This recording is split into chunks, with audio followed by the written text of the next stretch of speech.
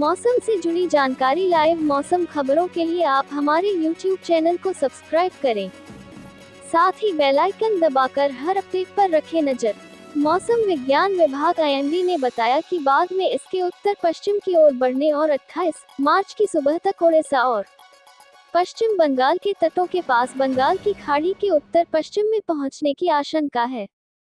इसके प्रभाव से उड़ीसा के तटीय क्षेत्रों में उन्नाव, लखनऊ, बाराबंकी, सुल्तानपुर, सोनभद्र, चंदौली, वाराणसी, आजमगढ़, मऊ, बलिया, देवरिया, संत कबीर नगर में भारी बारिश हो सकती है। उत्तर प्रदेश के लिए सभी स्थानों की बात करें, बारिश होने की आशंका है।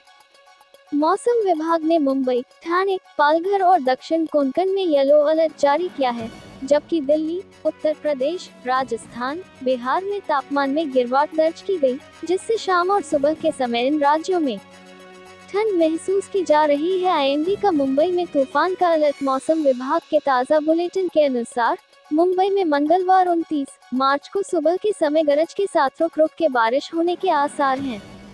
इसके अलावा मुंबई के आसपास इलाकों में तेज हवाएं चलने की संभावना की गई है। IMD का कहना है कि पूर्वी और पश्चिमी हवाएं टकरा रही है, जिसके कारण इन क्षेत्रों में बारिश हो रही है।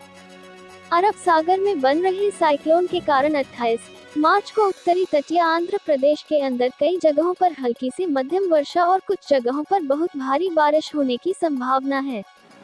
में उत्तर प्रदेश के लगभग सभी स्थानों में पर जोरदार, तमिलनाडु, उड़ीसा में भारी बारिश। IMD के अनुसार 29 मार्च को तमिलनाडु, पुडुचेरी और केरल में अलग अलग स्थानों पर भारी बारिश हो सकती है, जिसे लेकर येलो अलर्ट जारी किया गया है।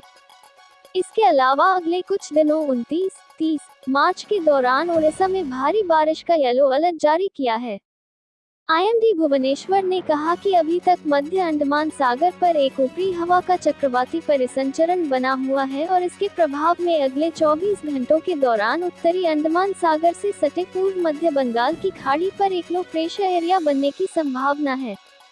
इसके उत्तर पश्चिम की ओर बढ़ने और तेज होकर एक लो प्रेशर एरिया में बदलने की बहुत संभावना है। दिल्ली में वायु गुणवत्ता खराब। उत्तर प्रदेश और बिहार के मौसम में भी अब बदलाव नजर आ रहा है। वहां दिन में धूप की गर्मी तो रातों में हल्की सर्द महसूस की जा रही है।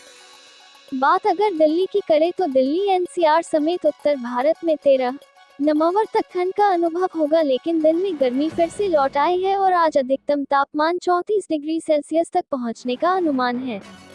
राजधानी के जैसे जैसे दिल्ली में ठंड की एंट्री हो रही है, वैसे ही हवाओं में प्रदूषण भी बढ़ रहा है। फिलहाल यहां प्रदूषण में कमी आने की उम्मीद नहीं है। मौसम विभाग बताया है बस्ती में मिर्जापुर, देवरिया, पीलीभीत, किशनगंज, चंदौली में 2 से 3 दिन लगातार भारी बारिश। मौसम विभाग ने बताए अम्बेडकर नगर, सहारनपुर, शामली, मुजफ्फरनगर में 2 से 3 दिन लगातार भारी बारिश। दिल्ली NCR में फिर बदला मौसम का मजा। दिल्ली NCR में धूल भरी आंधी चलने की संभावना के साथ बढ़ेगी ठंड। आज रात को ही तापमान 40 से 45 डिग्री सेल्सियस के आसपास रहेगा। राज्य में उत्तरी हवाओं का असर फिर शुरू हो गया। मौसम केंद्र ने मौसम में फिर बदलाव की संभावना जताई है। मौसम केंद्र के अनुसार आगामी 48 घंटे में उत्तरी हवाओं के प्रभाव से न्यूनतम और अधिकतम तापमान में 3-5 डिग्री गिरावट होने की संभावना है। आगामी एक सप्ताह मौसम मुख्यतः शुष्क रहने व आगामी 48 घंटों के दौरान उत्तर पश्चिमी व उत्तरी राजस्थान में तेज हवाएं चलने की संभावना है।